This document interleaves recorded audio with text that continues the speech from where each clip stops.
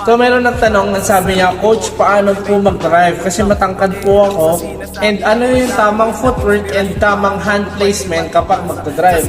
So siguro yung tanong niya, kapag nagda-drive siya, laging natatapik yung bola. And hindi niya rin alam kung paano mag-drive. Kasi kung kasama ngayon, i-demo ko sa inyo kung paano yung tamang pag-drive and tamang pag-hand placement sa bola pag mag-drive. Ganito yung first scenario natin. Pag nag-drive kayo, tapos yung kalaban nyo nandito banda.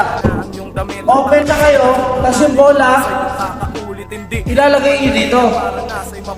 Tapos nandito yung kalaban nyo. Anong mangyayari dyan? Matatapik talaga yan. Okay? Bakit? Kasi sinow nyo yung bola eh. Andito na kayong kalaban nyo, dito nyo pa nilagay yung bola. Kasi natural movement natin yan kapag mag-drive. So, pag-drive natin, 1, 2. Eh may kalaban dito sa gilid. Matatapik talaga. Sa right side naman natin, piniplace nyo pa rin yung bola dito. Eh di matatapik yan ulit. Yung next natin scenario guys, andito yung kalaban natin sa kanan, tapos piniplace natin yung bola pa rin dito. So, ang ginagawa nyo, sinushow nyo ng sinushow yung bola sa kalaban para matapik nila. So, coach, ano po dapat ba yung gagawin? O, ganito yung gagawin nyo. Dito ka sa kalaban nyo, nag-drive kayo. Nag-drive, nandyan. Huwag nyo lang isushow dito yung bola. Kailangan matuto kayo mag 1-2 step na yung bola nandito lang.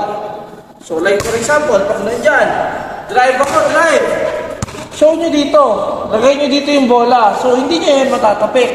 Kasi nga, masyado nang malayo and iniwas nyo yung bola. Kailangan iiwas nyo yung bola. So, lagay nyo lang dito yung bola. Tapos, tsaka nyo i-shoot. So, hindi niya matatapik.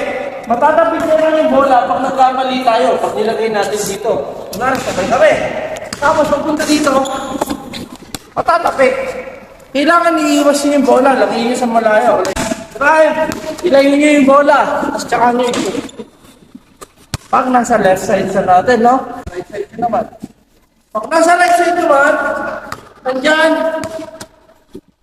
Tapos tsaka nyo i-lay up. Or i-reverse. Kahit anong finish. Basta, iiwas nyo yung bola sa kalaban.